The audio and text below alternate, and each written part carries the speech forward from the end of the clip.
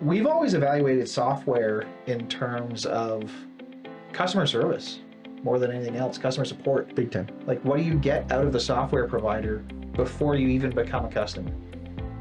Even if it's a little more money, I would always rather utilize a software that comes with excellent documentation, first-class support, video resources, sales teams that are willing to book a demo before I actually utilize the software.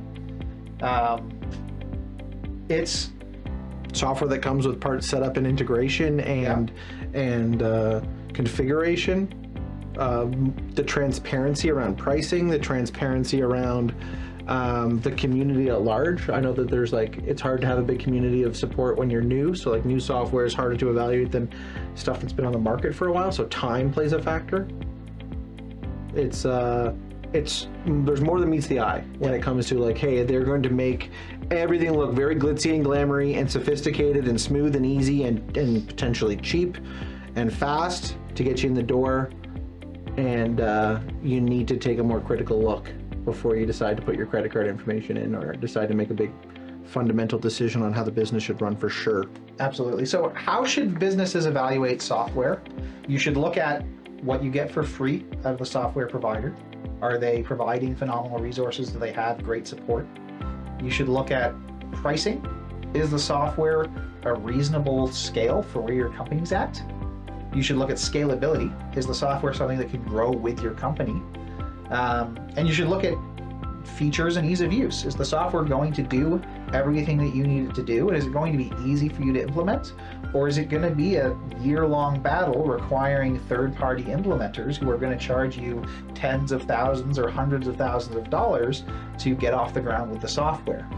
These are all things that we look really closely at when we're recommending software solutions to the businesses that we look at. If you're going to go buy a brand new vehicle, right on the sheet that's on the window, it will show you total cost of ownership.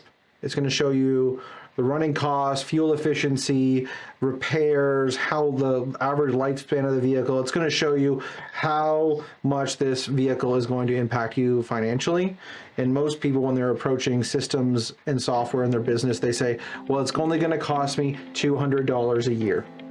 And that is the wrong way to look at it, because it's going to cost you a heck of a lot more in time. So if your time is free, then yes, that's right. And then there's got to be some budget associated with that for help or configuration or customization, because that total cost of ownership might be $200 a year in software expense and $10,000 a year in support, or it could be $3,000 a year in software expense and only $1,000 a year in support, and you're far better spending more on a better piece of software to get out of the gate, even though that initial sticker shock is, oh my goodness, but the actual cost of ownership is far less and way less headaches. And that can go the other way as well. This is something that a lot of business owners undervalue, is if a piece of software is going to save you significant time in your business, the cost to own that software might be significant, but might be dwarfed by the savings you make operationally by streamlining your operation in other ways. Big time.